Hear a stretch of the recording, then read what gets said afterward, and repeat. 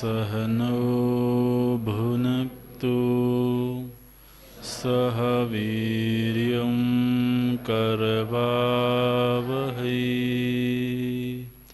तेजस्विनावधीतमस्तु मा विद्विषावहै।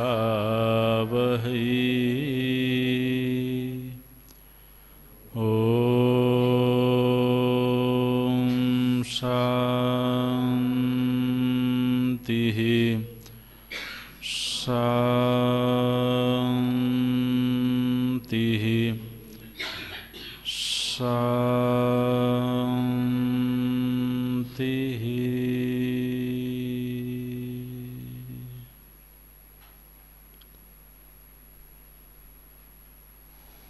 सदाशिवसमारम्भां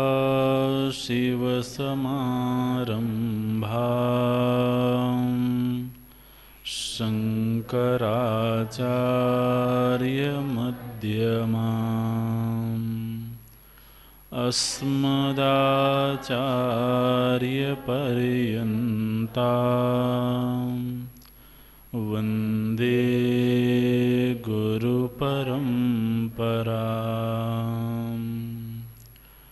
शङ्करं शङ्कराचार्यं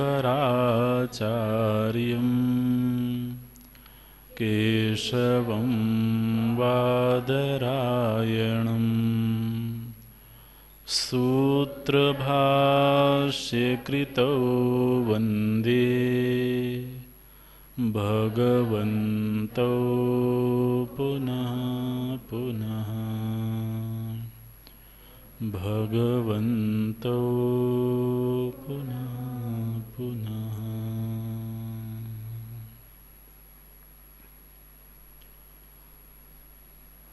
वासुदेवेन्द्रयोगीन्द्रं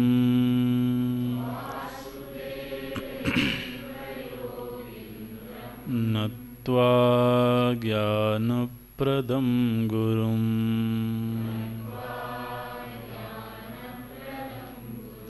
मुमुक्षूणां हितार्थाय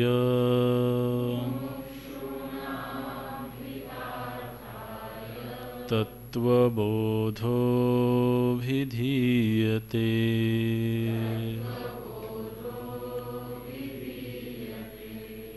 तत्त्वबोधोऽभिधीयते।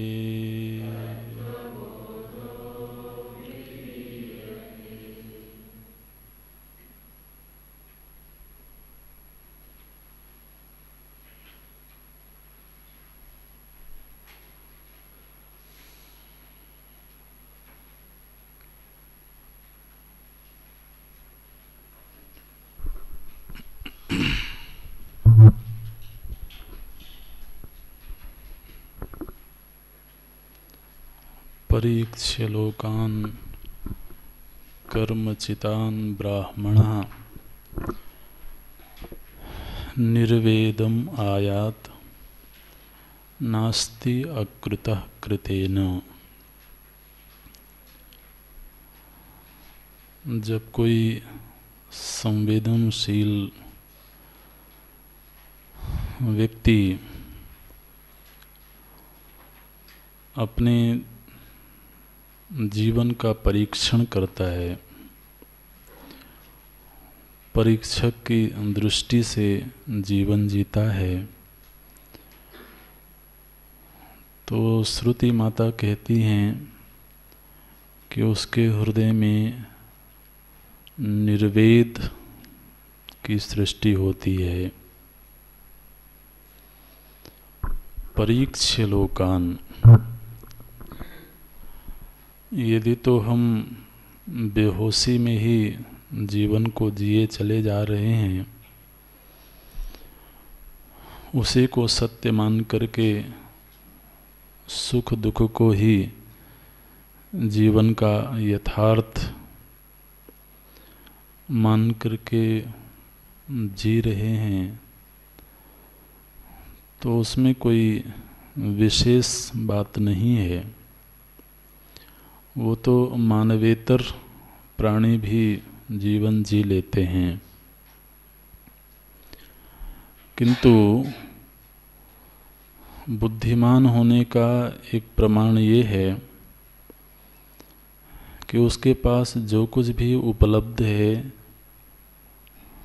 वो उसका परीक्षण करता है।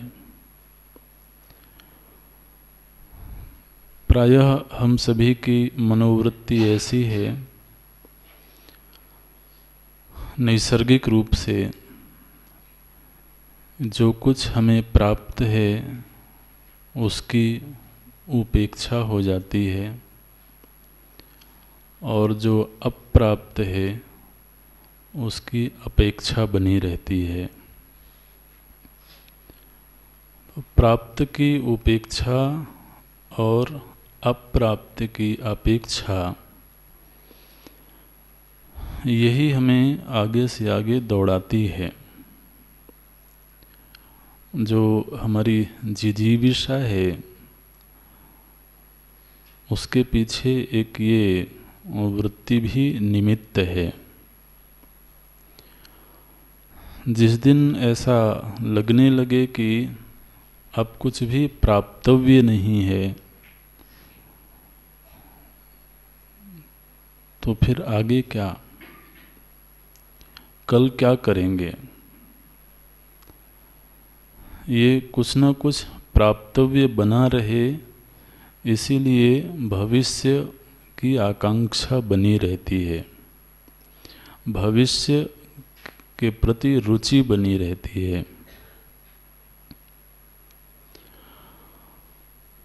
तो लेकिन जो प्राप्त है वो क्या मेरी अपेक्षा के अनुरूप है, मुझे जो चाहिए वो ये प्राप्त परिस्थिति, प्राप्त लोग, प्राप्त शरीर दे सकता है क्या? नित्य निरंतर एक जज बन करके अपने जीवन का परीक्षण करता है, जीवन में प्राप्त परिस्थितियों का विश्लेषण करता है, अपने अनुभवों का परीक्षण करता है। और यदि तो तरीके से जीवन जिया गया है, परीक्षित होकर के जीवन जिया गया है, तो असंतुष्टि का होना सहज होगा, क्योंकि हम सभी की जो मांग है वो अल्प की नहीं है, वो पूर्णता की है। और पूर्णता की उपलब्धि इन अल्प वस्तुओं से नहीं हो पा रही है। हमें ऐसा आनंद चाहिए, ऐसे अस्तित्व की अनुभूति चाहिए जो अखंड हो, जो सुरक्षित हो, जो तीव्र हो। अस्तित्व के प्रति यदि असुरक्षा की अनुभूति होती है तो वो हमें नहीं चाहिए। हमें जो कुछ भी सुख मिला हुआ है या मिल सकता है वो ऐसा सुख हो जो नित्य हो, तीव्र हो। लेकिन बार बार के परीक्षण करने पर ये समझ में आया कि इन अल्प वस्तुओं से ऐसे किसी पूर्ण स्थिति की प्राप्ति नहीं हो सकती है। तब निर्वेदम आयात। तो अल्प वस्तुओं के प्रति अब बहुत रुचि नहीं रही। क्या उसके मन में वृत्ति जागती है, नास्ति अकृतः कृतेन। जीवन में मुख्य रूप से जो हमें साधन उपलब्ध है, मनुष्य को जो साधन उपलब्ध है वो कर्म है। माने भौतिक उपलब्धियां तो कर्म से ही होती हैं, व्यवहार में उसको पुरुषार्थ बोलते हैं। तो जो जितना बड़ा पुरुषार्थी है, जो जितना कर्मठ है, उसकी उतनी ही बड़ी उपलब्धियां हैं। किंतु कर्मजन्य उपलब्धि कितनी ही बड़ी क्यों ना हो, क्या वो उपलब्धि हमें पूर्णता में पहुंचा सकती है? वो कहता है नहीं। नास्ति अकृतः कृतेन, कृतेन मने कर्म के द्वारा, अकृतः, अकृत मने जो नित्य वस्तु है, जो पूर्ण वस्तु है, उसकी उपलब्धि नहीं हो सकती है। अब ये जो विचार है, ये सभी के मन में नहीं जागता है। ये तो कोई पूर्व के संस्कारों से, शुभ संस्कारों से संपन्न हो, उसको पारिवारिक वातावरण इस तरह का मिला हो, कभी संत संग हुआ हो, तो फिर वो जीवन पर विचार करता है।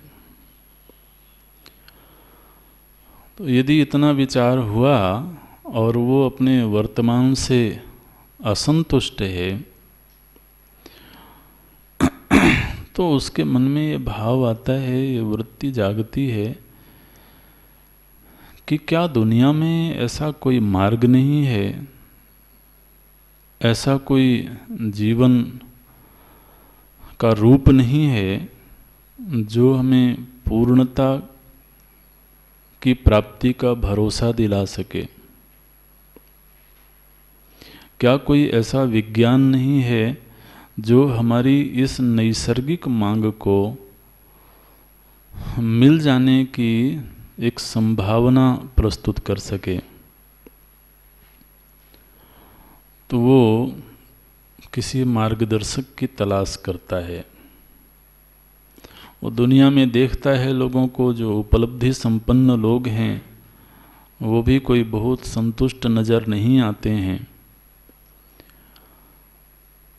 तो सत्संगों में उसने देखा सुना कि ये जो फकीर होते हैं, भौतिक दृष्टि से बहुत उपलब्धि नहीं भी हो, लेकिन जो उनके जीवन में आनंद है, उत्साह है, वो उसको आकर्षित करता है।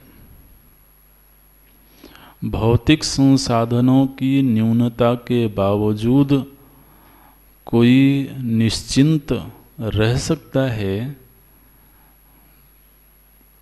अगर ऐसा कोई मिल जाए, ऐसा कोई दिख जाए, तो उस व्यक्ति को थोड़ा आश्चर्य भी होता है और वो उसकी ओर आकर्षित भी होता है। क्योंकि दुनिया में जो आपेक्षिक रूप से थोड़े निश्चिंत, थोड़े सुखी मालूम पड़ते हैं, तो शायद वो लोग मालूम पड़ते हैं जो संसाधन संपन्न हैं। तो ये एक समीकरण बना हुआ है, जिसके पास में ज़्यादा संसाधन है वो उतना सुरक्षित महसूस करता है, उतना निश्चिंत महसूस करता है। हालांकि ये समीकरण बहुत प्रामाणिक नहीं है, लेकिन फिर भी एक मनोवृत्ति बनी है। और इसीलिए बचपन से ही जो आधुनिक शिक्षा प्रणाली है, वो हमें यही सिखाती है कि तुम ऐसी विद्या प्राप्त करो जो विद्या तुम्हें संसाधन संपन्न बना सके, है ना। तो 12 वर्ष, 15 वर्ष, कोई 18-20 वर्ष का जो हमारा अध्ययन का काल है, जो हमने जीवन के मूल्यवान वक्त को अध्ययन में गुजारा है, किशोरावस्था से लेकर के युवावस्था तक, उस पूरे 18 वर्ष के अध्ययन का प्रयोजन क्या है? बोले धनार्जन करना। क्यों धनार्जन करना? क्योंकि उससे भौतिक संसाधनों की उपलब्धि हो जाएगी। तो संसाधन सापेक्ष जीवन ही सुखद जीवन है, ये परिभाषा हमको बचपन से परिवार ने, समाज ने सिखाया। इसलिए विद्या वही समाज में प्रतिष्ठित है, प्रचलित है, जो विद्या हमें अर्थ प्रदान कर सके, संसाधनों को उपलब्ध करवा सके। तो अब ये देखा जाता है समाज में कि जो विद्याएं किसी समय बहुत सम्मानित थीं, प्रतिष्ठित थीं, यदि कालांतर में वो अर्थकरी नहीं रहीं तो उनके प्रति उपेक्षा होने लगी। अब जैसे संस्कृत का अध्ययन है, अब बहुत मुश्किल है कि कोई ठीक ठाक पढ़े लिखे घर का बालक संस्कृत विद्यालय में प्रवेश लेता हो। जबकि संस्कृत तो देव भाषा है, ऋषियों की भाषा है, दुनिया में सबसे सम्मानित भाषा है। लेकिन ऐसा क्या हुआ कि जो परंपरागत विद्यालय में कदाचित नहीं पढ़ सका, पढ़ाई में उतना ठीक नहीं था, या उसके माता पिता उसके पढ़ाई को अफोर्ड नहीं कर सकते थे, उस बालक को संस्कृत पढ़ने भेज दिया गया।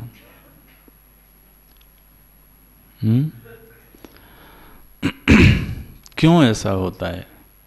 क्योंकि अब उसमें वो प्रोफेशनल विद्या नहीं मालूम पड़ती है, उससे कोई प्रोफेशन, कोई व्यवसाय मिलता हुआ नहीं दिखता है, इसलिए उन विद्याओं की उपेक्षा हो जाती है। तो वर्तमान शिक्षा नीति तो पूरी तरह से इसी दर्शन, इसी मान्यता पर आधारित है। विद्या वही चाहिए जो व्यक्ति को संसाधन संपन्न बना सके। संसाधन होंगे तो जीवन सुरक्षित होगा, सुखमय होगा। ये एक अनकही मान्यता समाज में व्याप्त हो गई। ठीक है, किसी हद तक उसमें सच्चाई भी है, लेकिन फिर कितने ही संसाधन संपन्न हो जाएं, वो क्या जीवन के अंतिम पड़ाव में ये अनुभूति पैदा कर सकती है, पायो परम विश्राम। गोस्वामी तुलसीदास जी कहते हैं, पायो परम विश्राम, मैंने परम विश्राम को प्राप्त कर लिया है। जो दुनिया में सबसे अधिक साधन संपन्न व्यक्ति होगा, क्या उसके मन में भी ये अनुभूति जीवन के अंतिम क्षणों में पैदा होती है? कृतकृत्यता की अनुभूति पैदा होती है? कहना बहुत मुश्किल है। तो समझदार व्यक्ति कुछ अपने जीवन के अनुभवों से और कुछ अपने आसपास लोगों के जीवन के अनुभवों से ये सीखता है, ये समझता है, विचार करता है। नास्ति अकृतः कृतेन। तो फिर उपाय क्या है? उसने सत्संगों में सुना कि ये जो फकीर होते हैं, ये जो उपलब्धि संपन्न महापुरुष होते हैं, इनको कोई चीज़ मिल जाती है। अब वो चीज़ क्या है वो उसको मालूम नहीं है, लेकिन कुछ इनको मिल जाता है जिसकी वजह से ये आनंद में रहते हैं, बिना किसी कारण के, बिना किसी बाह्य निमित्त के। तो उसके मन में इच्छा जागती है, फिर ऐसी कोई संपत्ति तो मुझे भी चाहिए। तद विज्ञानार्थम स गुरुमेवाभिगच्छेत। तब उस संपत्ति को जानने के लिए, उसको पाने के लिए वो किसी सद्गुरु की तलाश में जाता है, सद्गुरु के समीप जाता है, समित पाणी होकर के जाता है, माने विनम्र भाव से जाता है, श्रद्धा संपत्ति लेकर के जाता है और अपने आप को उनके प्रति समर्पित करता है, उनसे निवेदन करता है। शिष्यस्तेहम साधि माम त्वाम प्रपन्नम, मैं अब आपकी शरण में आया हुआ हूँ, आप मुझे मार्ग दिखाइए।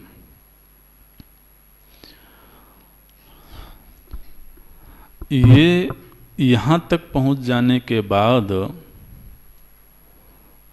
वेदांत शुरू होता है ना। जीवन में वेदांत की भूमिका कहाँ है, वो इस सोपान पर है। जीवन का परीक्षण हुआ, इस निर्णय पर पहुंचा, सद्गुरु की सन्निधि में गया, तब वेदांत की शुरुआत होती है।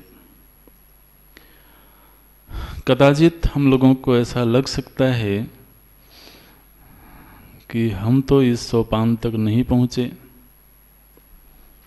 हमने तो वो सब नहीं किया जो अपेक्षित है। तो असल में ऐसा नहीं है। आज चाहे भले हमें ऐसा लगता हो कि इस जीवन में हमने कोई बहुत विचार नहीं किया, कोई बहुत वैराग्य नहीं है, लेकिन सच्चाई ये है कि अगर हमने इस विद्या का चयन किया, वर्ण किया, तो ये वर्ण मेरा अपना था। बहुत सारे लोग हैं दुनिया में, सभी तो इस विद्या का वर्ण नहीं करते हैं। तो अगर मेरे अंदर ये वर्ण हुआ, अब वो कैसे हुआ वो तो बहुत शायद हमें खुद भी नहीं मालूम हो। कभी कभी तो ऐसा लगता है कि जैसे कोई जबरदस्ती खींच रहा है। कौन खींच रहा है, कैसे खींच रहा है, वो सब हम व्याख्या नहीं कर सकते। लेकिन कभी लोग पूछते हैं कि ऐसी क्या बात थी कि आप इस पथ पर आ गए, इस मार्ग पर आ गए। तो स्वयं भी परीक्षण करें तो कुछ मिलता नहीं है कि क्या वजह थी।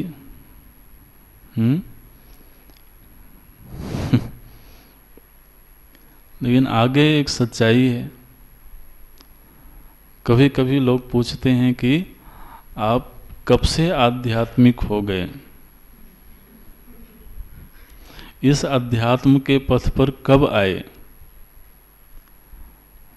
ऐसा लगता है शायद जिस दिन जन्म हुआ होगा उसी दिन से, या उसके पहले से भी। क्योंकि सच्चाई ये है कि अब वो चाहे जो भी रहा हो, लेकिन जीवन में ऐसी कोई अनुभूति नहीं है, एक क्षण की भी कोई अनुभूति नहीं है जब ऐसा लगा हो कि मैं नास्तिक हूँ। कभी कभी लोग अपने नास्तिकता को ग्लोरीफाई करते हैं कि महाराज एक समय था जब मैं नास्तिक था, अच्छा बड़े बहादुर थे। ये कोई समझदारी है क्या? लेकिन लोग कहते हैं एक समय था जब मैं नास्तिक था, फिर ऐसे ऐसे उनका संग मिला और फिर मैं आस्तिक हो गया। लेकिन हम लोगों को ऐसा लगता नहीं है कि किसने आस्तिक बनाया, कब आस्तिक बनाया, वो हमको नहीं मालूम। लेकिन आस्तिकता तो जब से हम जानने लायक हुए तभी से थी। तो वो कोई एक जन्म की शुरुआत नहीं है। आज हम अगर यहाँ बैठे हैं, चाहे इत्तेफाक से ही सही, कई लोग ऐसे भी होंगे जिन्होंने सोचा होगा शायद कोई डिग्री मिल जाएगी थोड़े से पढ़ लिख लेंगे तो समाज में हम कुछ बोल सकेंगे। हम ब्राह्मण घर से हैं तो वेद पढ़ना हमारा जन्मसिद्ध अधिकार है। अब जो कुछ भी रहा हो, लेकिन ये सच्चाई है कि हम यहाँ बैठे हैं तो पीछे कुछ न कुछ तो होगा। वो किस रूप में हमारे सामने आया वो अलग अलग है सबका। तो इसलिए अपने प्रति थोड़ा भरोसा रखना चाहिए। तो वो जब सद्गुरु के पास में जाता है पाहि माम करते हुए, तो गुरु उसको आश्वासन देते हैं, माँ भैष्ट विद्वन तव नास्त्यपायः संसार तरणे अस्ति कश्चित उपायः। उसको आश्वासन देते हैं और फिर योग्य से समझ करके उसको उपदेश आरंभ करते हैं। मुमुक्षूणाम हितार्थाय, उस व्यक्ति को एक संज्ञा प्राप्त होती है, एक पहचान प्राप्त होती है, ये व्यक्ति मुमुक्षु है। ऐसे मुमुक्षु व्यक्ति के प्रति भगवान कहते हैं कि हम आपको एक ऐसा विचार करने की प्रक्रिया बताएंगे जिससे तुम उस वस्तु को प्राप्त कर लोगे जो पूर्ण है, जो नित्य आनंद का स्रोत है। ऐसे साधन चतुष्टय संपन्न अधिकारिणाम मोक्ष साधन भूतम तत्व विवेक प्रकारम वक्ष्यामः। एक अधिकारी है, योग्य व्यक्ति है, जो साधन संपन्न है। साधन चतुष्टयम किम, वो साधन क्या है जिनसे वो संपन्न होकर के आया है। तो कहते हैं कि वो 4 तरह के साधन है। नित्यानित्य वस्तु विवेक, इहा मूत्रार्थ फल भोग विराग, समाधि षट संपत्ति मुमुक्षुत्वम च इति। ये जो 4 साधन हैं, अब ध्यान रखें, न्यून या अधिक सभी के अंदर होते ही हैं। विवेक करने की कम या ज़्यादा सामर्थ्य सभी में होती है। वो विवेक नित्यानित्य की भले ना हो, अच्छे बुरे का विवेक होगा, है ना। शुभ अशुभ का, धर्म अधर्म का विवेक होगा, लेकिन विवेक सामर्थ्य तो होती ही है सभी में। जो चीज़ें दुखद हैं उनके प्रति उपेक्षा की वृत्ति, वैराग्य की वृत्ति भी नैसर्गिक है, सभी में होती है। कोई ऐसा नहीं है कि एक घड़ी आती है जिस दिन व्यक्ति विरक्त होता है।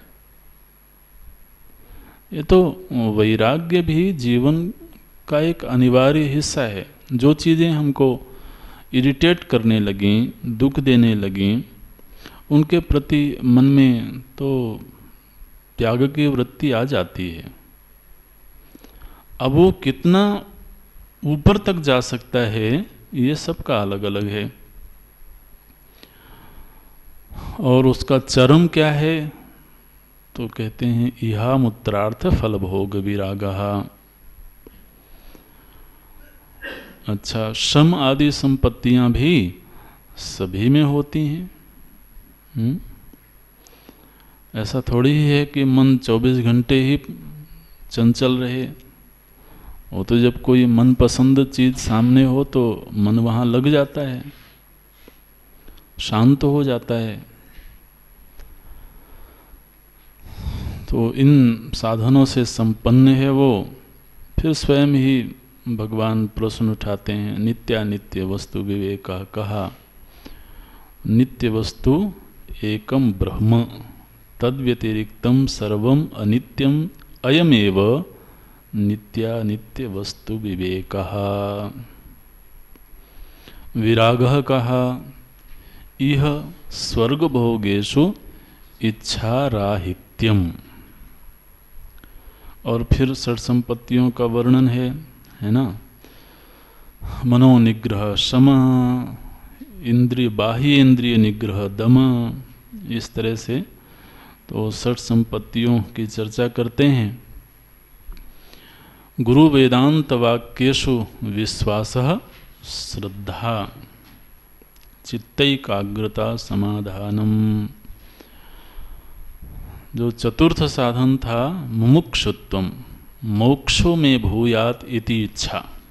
एक इच्छा है जो किसी के मन में होती है, मुक्त हो जाने की इच्छा, परिस्थितियों से मुक्त हो जाने की, जीवन से मुक्त हो जाने की, क्लेशों से मुक्त हो जाने की। मोक्षो में भूयात इति इच्छा। तो इस तरह से जो साधन संपन्न व्यक्ति है, भगवान कहते हैं उनके लिए हम तत्व विवेक की प्रक्रिया बताएंगे। ये मुख्य प्रतिज्ञा है ग्रंथ की। तो प्रश्न आया तत्व विवेक कहा, तत्व विवेक क्या है। एक छोटा सा वाक्य दिया और फिर पूरे ग्रंथ में इसी एक वाक्य की व्याख्या हुई। आत्मा सत्यम तद अन्यत सर्वम मिथ्या इति तत्व विवेकः। ये तत्व विवेक है। यहाँ से प्रश्न शुरू हुए और फिर उनका उत्तर शुरू हुआ। मानो कि गुरुदेव शिष्य को ये कह रहे हैं कि तुम जिस जगत से दुखी होके आए हो, जिस जगत से परेशान होके आए हो, उस जगत का परीक्षण तो हम करेंगे, जरा पहले खुद का परीक्षण तो कर लो।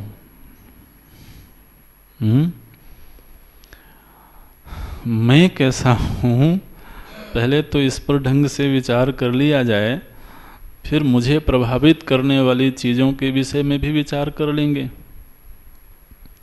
इसलिए जो प्रथम विषय लिया गया वो आत्म तत्व का विषय लिया गया। यानी साधक का पहला दायित्व है कि वो पहले आत्मविश्लेषण करे, वो स्वयं का परीक्षण करे, स्वयं का जो यथार्थ है वो उस पर विचार करे। तो प्रश्न हुआ आत्मा कहा, मैं कौन हूँ इस तरह से। तो बताते हैं कि अब तक तुमने क्या माना था अपने आप को, पहले वो सोच लो। यानी शुरुआत तो वहाँ से हो जो हमारी अनुभूति है ना। एकदम से ही पहले ही दिन शुरू कर दें कि अजी तुम तो शुद्ध चैतन्यम उपाधि शून्यम समाधि दशा संपन्नम, ऐसे तुम हो, वो बेचारा घबरा ही जाए। तो कहते हैं नहीं, पहले तुम बताओ तुम कौन हो। तो कहेगा महाराज मैं तो शरीरधारी हूँ, मैं मनुष्य हूँ। तो चलो ये जो तुम्हारी अनुभूति है पहले इसी का परीक्षण कर लेते हैं, है ना। आप देखिए यह आत्मचिंतन कैसे शुरू होता है, वो हमारी अनुभूति को ही प्रथम धरातल बनाते हैं। ये मेरी अनुभूति है कि मैं मनुष्य हूँ। जब भी किसी ने प्रश्न किया कि जरा मैं कौन हूँ इस पर विचार करो, तो विचार में पहले यही आया, मैं मनुष्य हूँ। सीधी सी बात है, तुम्हें दिखता नहीं है क्या? बोले अच्छा जी आप मनुष्य हो, चलो इस मनुष्यता की परीक्षा कर लेते हैं। मैं अवस्थाओं से युक्त हूँ, कभी जागता रहता हूँ, कभी स्वप्न में रहता हूँ, कभी सुषुप्ति में रहता हूँ। ये मेरी अवस्थाएं हैं, चलो इन अवस्थाओं का भी परीक्षण करें। तो इस तरह से हमारी अनुभूतियों का गुरुदेव परीक्षण करते हैं, हमको कहते हैं कि तुम पहले इन पर ही विचार कर लो।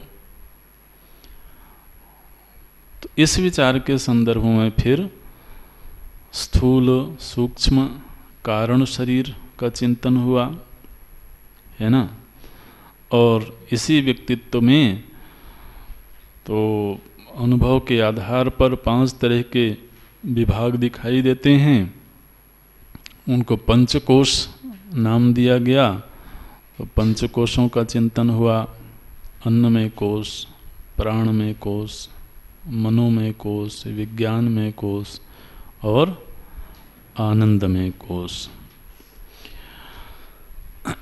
शुरू में एक बात कह दी गई थी कि तुम अपनी अनुभूतियों पर विचार करो, लेकिन साथ में इस बात का ध्यान रखना कि नज़र उधर भी जानी चाहिए कि वो 3 शरीरों वाला कौन है। 3 शरीरों पर चिंतन करो और 3 शरीरों की ओनरशिप किसके पास में है, तो ये भी जरा खोज करते रहना। इसलिए शुरू में आत्मा की परिभाषा कर दी गई थी, और स्थूल सूक्ष्म कारण शरीराद व्यतिरिक्तः अवस्थात्रय साक्षी पंचकोशातीतः सन्न सच्चित आनंद स्वरूप आत्मा।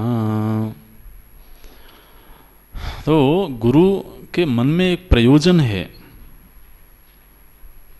भाई गुरु चाहते तो सीधे सीधे लक्षण बता देते। जब ये प्रश्न आया आत्मा कहा तो कह देते सच्चित आनंद स्वरूप आत्मा। माने अंत में भी यही कहना था ना, तो पहले ही ये कह दिया जाता। बोले नहीं, पहले तो तुम अपने आप को जो मान करके अब तक जीते रहे हो वहां से चिंतन शुरू करो। तो इस प्रसंग में फिर ये चिंतन हुआ 3 शरीरों का, 5 कोशों का और अवस्थात्रय का। बड़ा अनमोल चिंतन है, दुनिया के लोगों को कुछ भी नहीं पता है, पता नहीं कैसे जिए चले जा रहे हैं। तो इस चिंतन के बाद जब वो इस निर्णय पर पहुंचा कि बात तो सही है, स्थूल शरीर जिसका है वो स्थूल शरीर स्वयं नहीं हो सकता, क्योंकि स्थूल शरीर तो घर है। सूक्ष्म शरीर तो साधन के रूप में मालूम पड़ते हैं, कारण शरीर दृष्टिगोचर होता नहीं है। तो इन शरीरों वाला कौन है, ये प्रश्न उसके मन में आ गया। फिर जब पंचकोशों पर चिंतन हुआ तो अन्नमय कोश, प्राणमय कोश, ये सब मेरे दृश्य हैं। तो जिसके दृश्य हैं वो कौन है, फिर से प्रश्न खड़ा हो गया। अवस्थाओं का चिंतन किया तो जो एक अवस्था का त्याग करके दूसरी अवस्था में जा रहा है, दूसरी का त्याग करके तीसरे में जा रहा है, वो कौन है। क्योंकि तीनों अवस्थाओं में रहने वाला तो एक ही है। अगर उसकी वास्तव में पारमार्थिक रूप से कोई अवस्था होती तो वो एक अवस्था का त्याग नहीं कर सकता था, वो नित्य उसी अवस्था में रहता। लेकिन अवस्था से अवस्थांतर कर रहा है, इसका मतलब है कि वो अवस्था से भिन्न होना चाहिए। वो कौन है? बस ये जो तीव्र जिज्ञासा जगाना था ना, इसके लिए ही गुरुदेव ने ये 3 तरह के विचार का आलंबन लिया।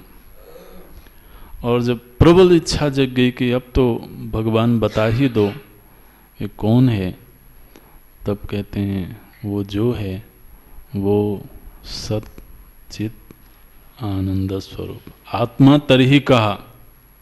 ये इस प्रश्न की प्रासंगिकता समझना। वो 3 तरह के विचार भगवान ने रखे। शरीरों पर विचार कर लो, कोशों पर विचार कर लो, और हर विचार के अंत में वो इसी प्रश्न पर पहुंचता था कि फिर वो कौन है। तो शुरू में जो प्रश्न किया गया था वो एक सामान्य सा प्रश्न था, लेकिन अब जो प्रश्न हो रहा है उस प्रश्न के पीछे तीव्र उत्कंठा है, तीव्र उत्साह है जान लेने की। तो भगवान ने उत्तर दिया कि ये आत्मा है। तस्मात्, इसलिए सच्चिदानंद स्वरूप स्वात्मानं विजानीयात्, इसलिए प्रथम कर्तव्य तो मनुष्य का ये है कि वो अपने आप को इस रूप में पहचान ले। ये निगमन वाक्य आया था इस आत्म तत्व के चिंतन का। अच्छा, अब ये प्रश्न आया कि महाराज मैं हूँ, ठीक है, मैंने जान लिया कि मैं कौन हूँ, वो भी ठीक है, लेकिन मैं अकेला नहीं हूँ। मेरा जीवन केवल अकेले होकर के चल नहीं पाता है, चलता नहीं है। मैं तो जब आत्मविश्लेषण करता हूँ तो बार बार ये अनुभव करता हूँ कि मेरा जीवन तो एक तरह से बाह्य जगत की प्रतिक्रिया के रूप में है ना। बाह्य जगत मुझे प्रभावित कर रहा है, मेरे आसपास के लोग मुझे प्रभावित कर रहे हैं और मैं प्रतिक्रिया के रूप में जीवन जी रहा हूँ। बाहर के लोगों की मुझसे कुछ अपेक्षाएं हैं, उन लोगों से मेरे मन में कुछ अपेक्षाएं हैं और बस इन अपेक्षाओं की पूर्ति में ही जीवन जिए चले जा रहे हैं।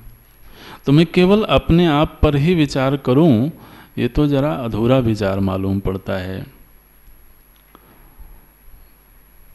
तो बोले ठीक है, फिर जो आसपास है उस पर भी चिंतन कर लेते हैं।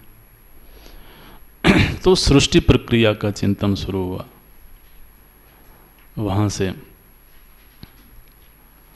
सृष्टि प्रक्रिया के एकदम मूल में जाते हैं। सृष्टि माने हमारे आसपास का जगत है ना, कोई काल्पनिक ऐसी कोई कल्पना करने की जरूरत नहीं है। मेरे आसपास की जो परिस्थिति है वही सृष्टि है। परिस्थिति का नाम ही जगत है असल में। तो समष्टि परिस्थिति को जगत बोलते हैं। कभी इस परिभाषा पर भी चिंतन करना, जगत क्या है? बोले समष्टि परिस्थिति का नाम है। तो उस जगत का चिंतन होना चाहिए। बोले चिंतन आरंभ करते हैं, कहाँ से आरंभ करते हैं? बोले पहले जगत जननी के विषय में विचार करें।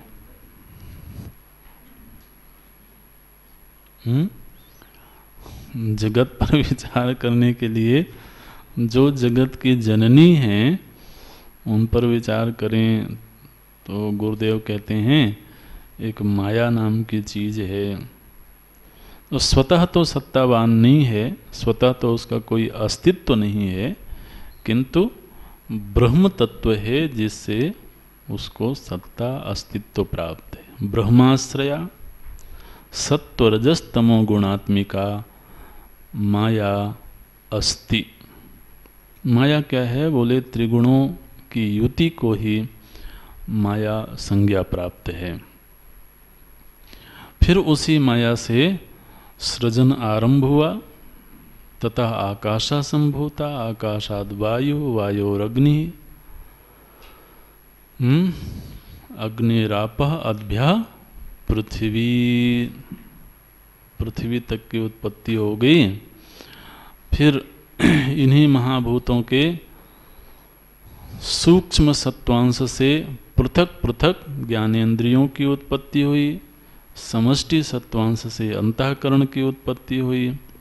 फिर इन्हीं पंच महाभूतों के पृथक राजसांश से कर्मेंद्रियों की उत्पत्ति, समष्टि राजसांश से पंच प्राण की उत्पत्ति, और फिर इन्हीं पंच महाभूतों के तामसिक अंश के पंचीकरण से स्थूल जगत की रचना हुई। इस चिंतन का परिणाम क्या निकला? बोले इसका परिणाम ये है कि ये जो पिंड है और जो समष्टि पिंड है जिसको ब्रह्मांड कहते हैं, इन दोनों में भूतों की दृष्टि से एकता मालूम पड़ती है। पिंड ब्रह्मांड योः ऐक्यम संभूतम। पिंड और ब्रह्मांड में एकता है, क्योंकि दोनों की धातु एक ही है। ऐसे इसका भी क्या परिणाम निकला, इस चिंतन का परिणाम क्या निकला? बोले इस चिंतन का परिणाम ये निकला कि पहली बात तो ये है कि ये पिंड ब्रह्मांड से पृथक नहीं है, इस बात को स्वीकार कर लिया जाए। और दूसरा, पिंड ब्रह्मांड में अंग अंगी भाव है, और पिंड और ब्रह्मांड दोनों का अस्तित्व बिना चेतन तत्व के संभव नहीं है। इसलिए इन दोनों के पीछे एक चेतन शक्ति भी है। पिंड के पीछे जो चेतन शक्ति है उसको जीव कहते हैं, और ब्रह्मांड के पीछे जो चेतन शक्ति है उसे ईश्वर कहते हैं। तो ये जीव और ईश्वर में क्या संबंध है, इस पर चिंतन आरंभ हुआ। तो पहले तो जीव की परिभाषा की गई, स्थूल सूक्ष्म शरीराभिमानी जीव नामात्मकम ब्रह्म प्रतिबिंबम भवति। जीव तो पिंडाभिमानी है और असल में वो ब्रह्म की ही छाया है, ब्रह्म की एक पिंड में अभिव्यक्ति है। ऐसे ईश्वर क्या है, तो कहते हैं कि ईश्वर तो जैसे जीव पिंडाभिमानी है, ऐसे ही ईश्वर ब्रह्मांडाभिमानी है। और जीव को अपने अनुभवों से ही ये लगता है कि मैं ईश्वर से पृथक हूँ, वो उसकी नैसर्गिक अनुभूति है। किंतु जब तटस्थ होकर के तत्व चिंतन करते हैं तो ऐसा लगता है कि पिंड और ब्रह्मांड के पीछे जो शक्ति है, जो चेतन तत्व है, वो अलग अलग नहीं है।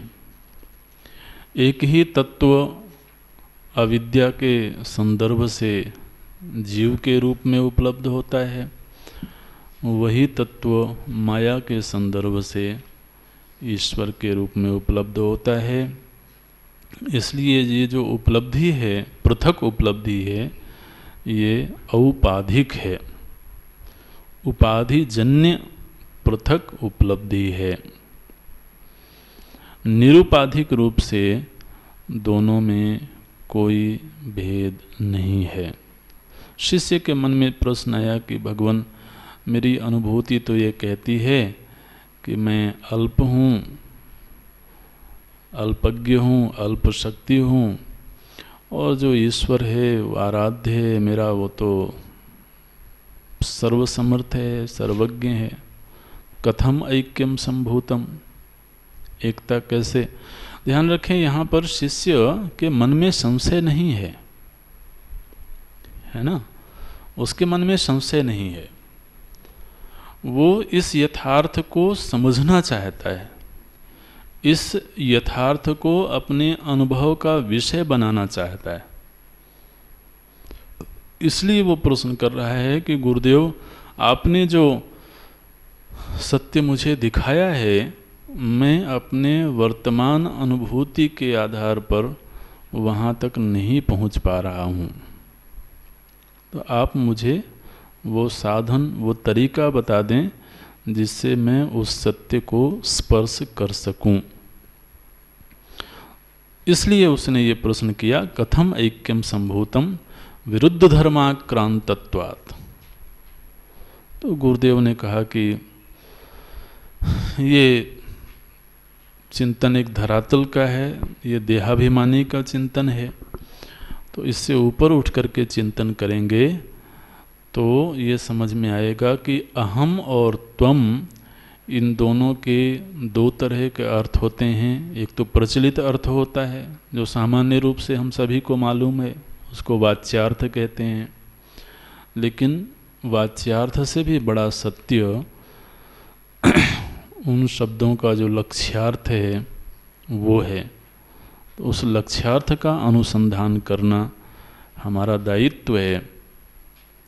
और जब लक्ष्यार्थ का अनुसंधान हुआ तो वो इस निष्कर्ष पर पहुंचा कि लक्ष्यार्थ में तो जीव और ईश्वर तत्वतः एक ही हैं। ऐसे तो उपाधि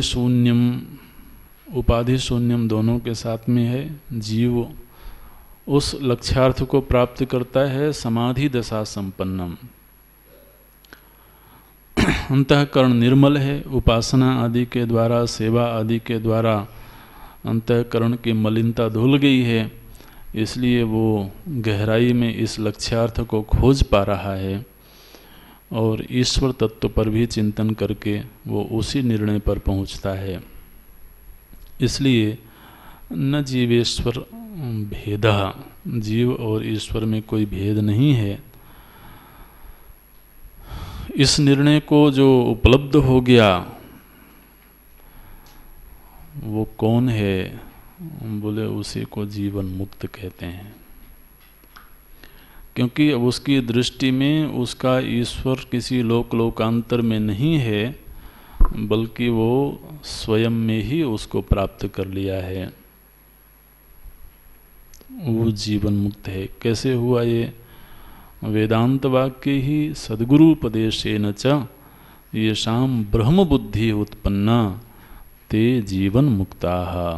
वो जीवन मुक्त हैं। आप देखिए शिष्य को कहाँ से चलना आरंभ करवाया था गुरुदेव ने और कहाँ पहुँचा देते हैं। ये हमारे जीवन का एक उद्देश्य बनना चाहिए कि मुझे इस तरह की जीवन यात्रा करनी है। ये तो हमें अभी वो पथ मिला है, वो मार्ग मिला है। यही मेरे जीवन का मार्ग हो, ये जो स्वीकार कर लेता है ना, वही साधक है। केवल सुन लिया, समझ लिया कि हाँ ऐसा शास्त्रों में लिखा हुआ है, वो तो फिर कॉलेज की पढ़ाई हो गई। ये जो गुरुदेव ने मार्ग दिखाया, अब ये मेरा अपना जीवन पथ है। इस जीवन पथ पर ही मुझे चलना है, चाहे उपलब्धि इस जीवन में हो जाए, अगले जीवन में हो, जब होना हो। लेकिन चलना तो अब इधर ही है। उसकी जो दिशा है वो इधर हो गई। अब उसकी चाल में तीव्रता कितनी है, गति कितनी है, वो सबका अलग अलग है। अब यहाँ पर भी इतने सारे लोग बैठे हुए हैं, तो अब सभी के अंदर उतनी ही तीव्रता है, उतनी ही गति है, ऐसा तो नहीं कह सकते हैं। लेकिन कम से कम इतनी उम्मीद तो की ही जाती है कि दिशा तो ठीक हो ही गई है, हो जानी चाहिए। और फिर कौन कितना आगे बढ़ता है, कहाँ तक पहुँचता है, ये सब अपनी अपनी व्यक्तिगत साधना, अपना व्यक्तिगत पुरुषार्थ है। जो जीवन मुक्त है वो कैसा है महाराज? बोले इस अनुभूति को प्राप्त करने वाला निखिल कर्म बंधन विनिर्मुक्त स्यात्, वो समस्त कर्म बंधनों से विमुक्त हो जाता है। कर्माणि कतिविधानि सन्ति, किन कर्म बंधनों से विमुक्त होता है? तो बोले जीव के मुख्य रूप से 3 तरह के कर्म होते हैं, संचित, प्रारब्ध और आगामी कर्म। तो उन तीनों की व्याख्या की गई। संचित कर्म जितने पूर्वार्जित कर्म हैं, अनंत कोटि जन्म बीजभूतम पूर्वार्जितम यत्तिष्ठति तत्संचितम ज्ञेयम, वो संचित कर्म है। उसी संचित में से एक हिस्सा एक जीवन की यात्रा के लिए फलोन्मुखी हो चुका होता है, वो प्रारब्ध बन जाता है। उसी को एक अलग संज्ञा प्राप्त होगी, एक अलग नाम प्राप्त हो गया, प्रारब्ध। हालांकि वो है संचित ही, लेकिन अब संचित में से एक हिस्सा एक जीवन के लिए।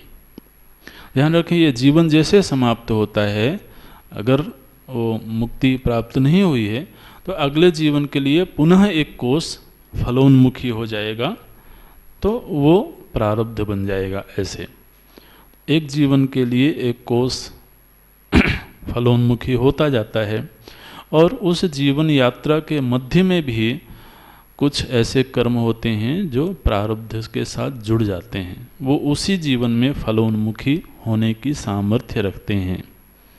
ऐसे क्रियमाण कर्म वो है जो हो रहा है। क्रियमाण कर्म संचित कोष का हिस्सा भी बन सकता है और प्रारब्ध का हिस्सा भी बन सकता है। ऐसे लेकिन जो आत्मज्ञान को उपलब्ध हो गए हैं उनके लिए क्रियमाण कर्म की भूमिका नहीं रह जाती है, क्योंकि वहाँ कर्म का लेप नहीं होता है। संचित कर्म तो ज्ञान से ही नष्ट हो चुका था। लेकिन यदि कर्म हो रहा है, क्रिया हो रही है, तो निष्फल तो जाती नहीं है। तो उसका फल किससे मिलता है, किस रूप में मिलता है? तो कहते हैं जो ऐसे महापुरुषों की वंदना करते हैं, उनकी सेवा में रहते हैं, वो उनके शुभ कर्मों का फल भोग करते हैं, और जो कदाचित उनके प्रति अच्छे भाव नहीं रखते हैं वो फिर दूसरे तरह के कर्मों के फल के भागी बनते हैं।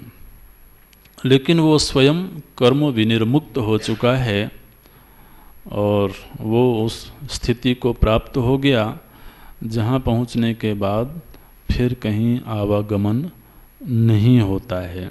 यद गत्वा न निवर्तन्ते तद्धाम परमं मम। वो धाम कोई इस लोक से पृथक कोई धाम नहीं है, वो आत्म तत्व ही धाम है ना। गीता जी में जो वाक्य है वहाँ धाम शब्द का अर्थ कोई लोक लोकांतर नहीं करना।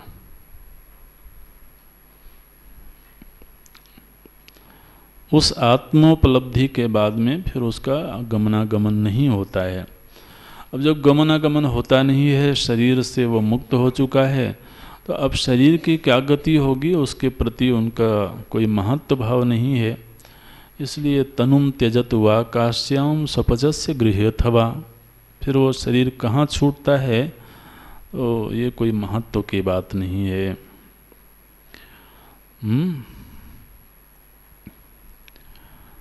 तो इस तरह से ये ग्रंथ यहाँ पर पूरा होता है। छोटा सा ग्रंथ है, लेकिन ये एक तरह से जीवन की समग्र व्याख्या प्रस्तुत करता है। भगवत कृपा से, गुरु कृपा से इसका अध्ययन हुआ, ये जीवन ग्रंथ बने और हम इस मार्ग पर आगे बढ़ें, ऐसी याचना प्रभु से करनी चाहिए।